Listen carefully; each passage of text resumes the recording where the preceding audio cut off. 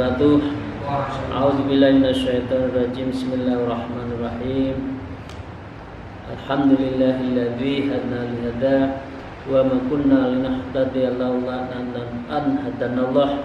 Asyhadu an la ilaha illallah wa la syarikalah wa asyhadu anna Muhammadan abduhu wa rasuluh la nabiyya ba'dah. Amma ba'du. A'udzubillahi minasyaitonirrajim. Bismillahirrahmanirrahim. Ya ayyuhalladzina amanu taqullaha wa kunu ma'as-shadiqin. Amma ba'd. Para jamaah dan para salikin rahimakumullah, hari ini kita akan melanjutkan ngaji kitab Maqasidul Ayah sebagai karya dari Syekh Izzuddin Ibnu Abdussalam yang di dalamnya ada 91 qiyat. Di dalam kita menjadi basis atau dasar atau pegangan kita di dalam beribadah. Kali ini kita masuk di dalam qiyat yang ke-65. Qiyat ini bicara tentang fa'idatun fi ziyadati khusyu'il 'abdi idza nadhara an-nasu ilaihi. Bab atau subbab atau qiyat yang membicarakan tentang fi ziyadati khusyu'il 'abdi, seorang hamba yang beribadah tambah tambah apa khusyuk idza nadhara, kalau dilihat annas, orang yang bersama kita, ilahi, terhadap amalan kita. Karena itu Bapak Ibu sekalian yang saya hormati, mari kita kaji sesuai dengan apa yang ditulis oleh Syekh Izzuddin Ibnu Abdussalam. Wa qala al-mu'allif fi hadzal kitab wa nafa'u bima bi ulumiha fid dharain amin ya rabbal alamin. Wa ya ayyuhal murid wal jamaah, idza nadara an-nasu illa al-khashi'i fazada khusyu'uhu fa in tasanna'a bihi fa mura'in wa in jada fihi min ghairi tasannu'i falahu ahwalun. Idza nadhara, apabila kita sedang beribadah, nadhar nas, ada beberapa orang yang melihat kepada kita, ya, illa khashi'i, ya, kemudian kita itu khusyuk, atau fazata khusyuk, sudah khusyuk menambah khusyuk, kira-kira gitu, dalam beribadah bersama-sama orang banyak. Bisa jadi ibadahnya itu saat kita sholat Jumat, atau bisa jadi dalam sholat berjamaah, sholat id katakan, yang akan kita lakukan beberapa hari yang akan datang, atau di dalam sebuah majelis taklim kita dzikir bersama-sama. Dzikirnya khusyuk, tapi begitu banyak orang bersama-sama kita saling dilihat banyak orang, kemudian kita nambah khusyuk. Nah, dengan demikian Bapak Ibu sekalian, fa in tasanna'a bihi mura'in, kalau kita khusyuknya itu tasannu, pura-pura atau dibuat-buat atau modus, maka dengan demikian famura'in, ini adalah sesuatu yang riya. Ya, riya pasti ujungnya adalah ketidakikhlasan, dan ini berimpak terhadap tidak atau cacatnya amalan kita, itu. Kecuali kalau murahnya, riyaknya itu kita niatnya ikhlas, ada godaan khotratul riyak, kita halau, kemudian kita kembali kepada rel yang betul-betul ikhlas sampai di akhir ibadah atau prosesi ibadah bersama itu, maka itu adalah tiada mengapa, tidak mengapa. Karena memang manusia itu tidak bisa meninggalkan tabiatnya untuk selalu berhubungan dengan orang lain, dan di dalamnya pasti ada penilaian, ada juga celaan, atau juga ada pujian. Itu biasa. Nah, karena itu saya ulang, fa in tasanna'a bihi mura'ah fa mura'ah. Kalau orang itu menikmati khusyuknya dengan pura-pura, kemudian dipuji, merasa nyaman dengan pujian itu, fa mura'in. Ini adalah riya. Kuncinya itu aja. Karena nanti riya atau tidak, salah satu ujian yang kemarin itu kalau kita sendiri melakukan itu serupa enggak? Zikir misalkan, kalau kita sendiri pun tetap zikir, maka zikir secara bersama-sama meskipun di dalam banyak orang akhirnya kita lebih khusyuk, itu bukan riya, karena sudah biasa kita lakukan sehari-hari. Wa in jada fihi min ghairi tasannu'in, wa in jikalau zada fihi, di dalam melakukan menambah kekhusyukan tadi, karena banyak orang kita tambah khusyuk, min ghairi tasannu'in, tapi tidak dalam rangka kita itu adalah pura-pura, ya, modus, ya. Falahu ahwalun, dalam hal ini ada beberapa kondisi, beberapa situasi, dan tergantung pada psikologi batin masing-masing. Tergantung situasi, ketahanan spiritual seseorang itu gampang larut dengan ujian, celaan, atau tidak di dalam beramal. Nah, keadaan atau situasi yang pertama adalah ayyazidahu lillahi azza wa jalla wahdahu fahada mukhlisin. Yang pertama ini ayyazidahu lillah, kalau kita menambah yazid tadi, menambah kita itu semakin khusyuk, ya, dan itu karena Allah, yang menambah itu Allah.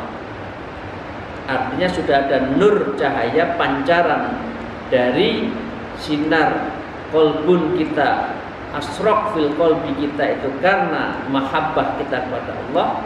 Kemudian kita merasa nyaman dan Allah menyelipkan di dalam hati kita itu untuk lebih khusyuk, ya. Fahada mukhlisin, ini adalah ikhlas. Ikhlas. Jadi karena satu, sehari-hari kita juga sudah biasa melakukan amal-amal zikrullah, baik zikirnya itu sirfil qalbi, ya, atau dar, atau kita itu zikirnya bersama-sama dengan keras, nah, itu tidak mengapa. Tapi ada sebagian, khususnya Thariqah Naqsabandiyah, itu zikirnya banyak dilakukan secara sir, di dalam khofi, yang tersembunyi di dalam hati kita masing-masing. Nah, kalau seseorang itu memang tazkiyatun nafasnya sudah dilakukan dengan baik, yang kedua proses pembeningan mata hatinya juga dilakukan, tasfiyatul qalbinya, tadi nafsunya tazkiyatun nafas wa tasfiyatul qalbinya dilakukan, maka zikir secara bersama-sama di dalam satu komunitas, satu jamaah itu lebih bisa mendorong yang dilakukan itu adalah khudur, khusyuk, dan kita itu melakukan betul-betul khudu di dalam beribadah itu. Ya, kita seringkali kan mendengarkan imam, enak lagunya, kita ternyum, kita doa, yang memimpin doa penuh dengan makna, penuh dengan penghayatan, kita ikut ternyum, ya. Itu berarti apa? Hati kita itu sudah kalmir'ah, yang setiap saat sudah dibersihkan, sehingga ada apa? Ada air yang netes sendiri, maka airnya itu ikut deler, ya. Kalau pusatnya, imamnya itu adalah nangis, otomatis kita ikut nangis, deler. Jadi ini apa? Deler itu apa ya? Bahasa deler itu mengalir ya. Air mata kita itu ikut menetes.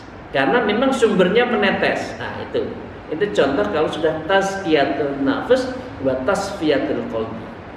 Nah, kalau seperti ini berarti Allah ayyajidahu lillahi azza wa jalla, itu adalah Allah sudah memberikan nur kepada seseorang itu wahidan di dalam seorang itu, fahadza mukhlisun, dan ini adalah mukhlis. Kadang-kala orang nggak bisa nangis karena pura-pura bisa nangis, bawa bawang merah dioser-oserkan di bawah matanya, ya otomatis nanti nangis. Artinya itu pura-pura nangis. Itu bukan berarti karena min yazidahu lillah ya azza wa jalla, tapi itu karena nafsunya untuk dinilai orang lain. Jadi ini yang pertama ya Bapak Ibu sekalian, ada satu momen kita ikhlas, tazkiyatun nafs kita lakukan, tasfiyatul qalbi kita sudah biasa, akhirnya hati itu lembut, latifatul qalbi. Karena itu orang suluk, zikir yang pertama kali diajarkan adalah latifatul qalbi. Jadi zikir latifah, zikir menciptakan kelembutan mata hatinya. Yang kedua, as-saniyatu ayyazida fi khushu'ihi li alla yatma'anna sufi fayamna'uhu min khushu'ihi. Ini ada aspek relasi antar manusia dengan manusia. Yang kedua ini adalah ayyazida fi khushu'ihi, seseorang di dalam beribadah bersama-sama dilihat orang, dia mendorong, memotivasi, yazid ya, fi khushu'i, khusyuknya itu ditambah ya. Tetapi li alla yatma'anna sufihi, karena apa? Agar orang lain itu tidak ganggu. Oh, ini lagi khusyuk, zikirnya jangan diganggu. Masih sering ya kita lihat gitu ya. Ya, begitu banyak orang ya, merunduk zikir, ya, tidak lihat kanan kiri, sekali-kali matanya lirik. Ya, ini masih banyak orang nggak? Kalau tidak banyak orang sudah nggak khusyuk lagi. Tapi kalau banyak orang pura-pura khusyuk, agar nggak diganggu aja zikirnya, ibadahnya. Nah, dengan demikian saya yakin ada di dalam kehidupan sekarang itu, dalam sebuah jamaah yang melakukan modus seperti itu, dilihat orang lain tambah khusyuk, tapi tujuannya biar nggak diganggu. Ya, fayamnuhu min khusyu'ihi, sehingga ya kalau orang itu, kalau dia tidak khusyuk, dia akan diganggu. Karena dia tanda petik khusyuk, tanda petik ya khusyuknya itu fayamnuhu, maka dia itu tidak bisa untuk diganggu. Orang lagi zikir masa dipanggil mas, mbak, oh, ini lagi zikir amal 11 diganggu, pasti dibiarkan. Nah, dengan demikian Bapak Ibu sekalian, posisi yang kedua ini sesungguhnya dia tidak ikhlas. Posisinya berarti zikir khusyuk itu karena manusia. Atau sebaliknya, zikir kok tidak khusyuk, matanya jelalatan, mulutnya aja yang bergerak, hatinya nggak hadir. Nah, karena takut begitu kan dia khusyuk.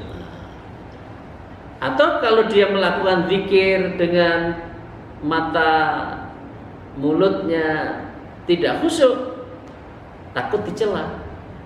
Mus, kamu itu katanya zikir, tapi kok nggak hadir?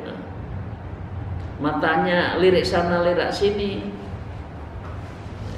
tangannya memegang tasbih, tapi hatinya lari kemana-mana, misalkan ya. Dikritik itu, kemudian dia terpengaruh, kemudian khusyuk. Nah, karena ini adalah bagian dari muraid, bahwa muraid seperti ini tidak ikhlas dan itu riya, karena takut dicela atau takut apa? Tadi dikatakan tidak khusyuk karena takut diganggu. Ini yang kedua ya para salikin. Yang ketiga, at-tsalitsatu ayyaf 'ala dzalika liyuqtada bihi fa fihi fadilatul khusyu' was sababu ilal iktidai. Yang ketiga adalah perpaduan antara nomor satu tadi, khusyuk lillahi ta'ala, dan karena itu sudah biasa dilakukan, tapi ini ada diniatkan juga untuk amar ma'ruf nahi munkar.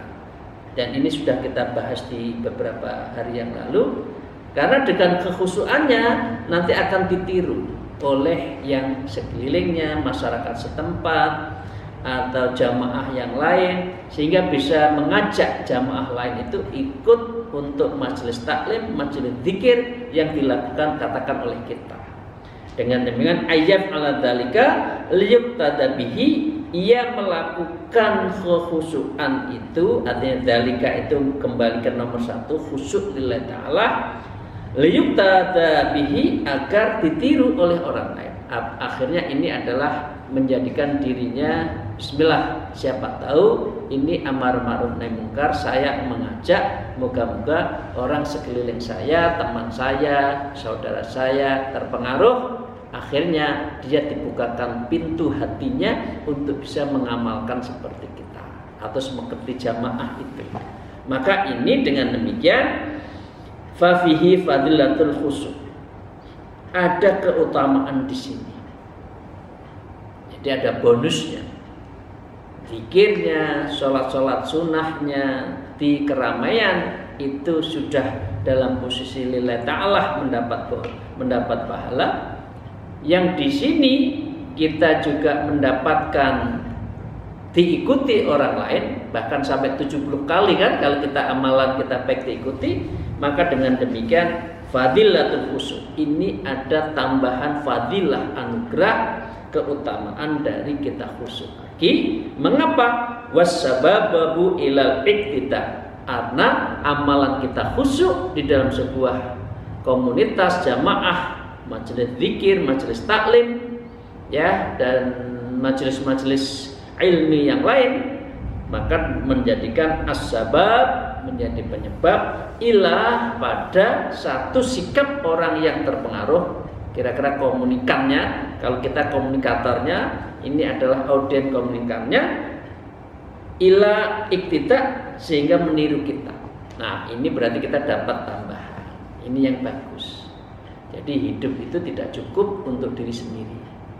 Jadi saya punya motto sejak jadi mahasiswa, hidup bukan untuk diri sendiri. Ini itu dari dulu, sejak saya muda, sejak saya berorganisasi, ya. Nah, moto saya sampai sekarang gitu, hidup bukan untuk diri sendiri, harus berbagi. Nah, yang keempat, para salikin rahmatullah, ar-rabi'atu ayyajida fi khusu'i irghaman lis-syaitan alladzi hamalahu 'ala tasannu'i bil khusu' fa hadza mukhlisun mujahidus syaitan. Yang keempat ini adalah ayyajida fi khusu', seseorang, kita atau kita semuanya menjalankan di dalam sebuah keramaian, dilihat orang, kemudian kita menambah kekhusyuan. Nah, irghaman lisaitan, untuk bertindak pura-pura khusyuk tadi ya, untuk menundukkan setan. Setan, jadi setan, kamu jangan melawan saya, tapi di keramaian, ini batinnya ya. Kemudian melawan alladzi hamalahu ala tasannu'i bil khusyuk, yang telah mendorong dirinya untuk bertindak tasannu', itu kan, ala tasannu' bil khusyuk. Jadi ini membawa pihak ketiga. Ini ada setan ya, kanan kiri menggoda kita, ayo kita khusyuk. Niatnya menghalau, tapi pura-pura khusyuk akhirnya, bukan khusyuk betulan.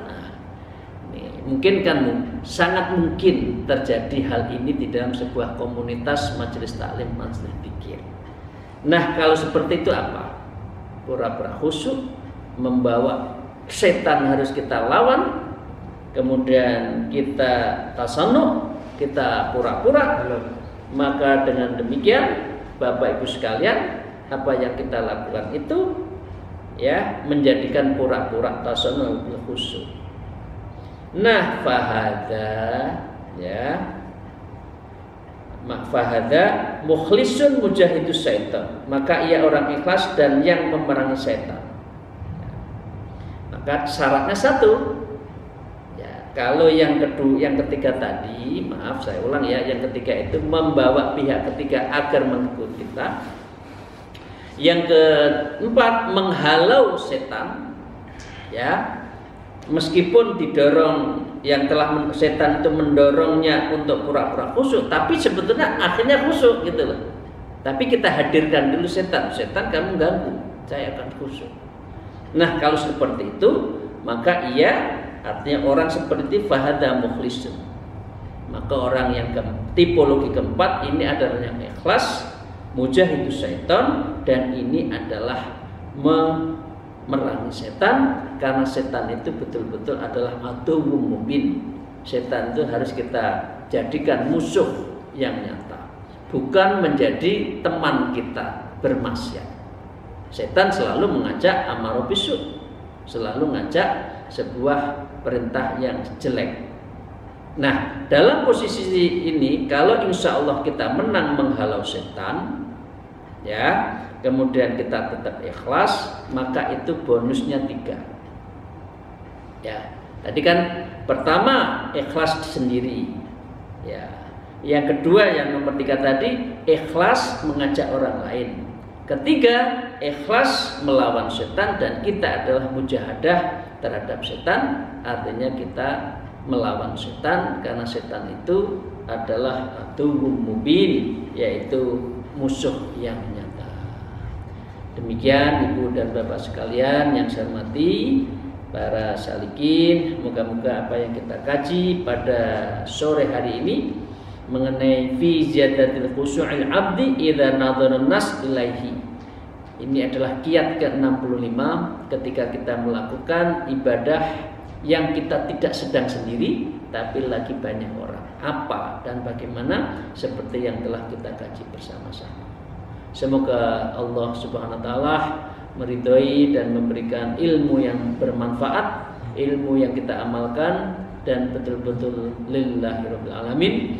Alafu minkum wallahul muwafiq ila aqwamit thariq. Wassalamualaikum warahmatullahi wabarakatuh.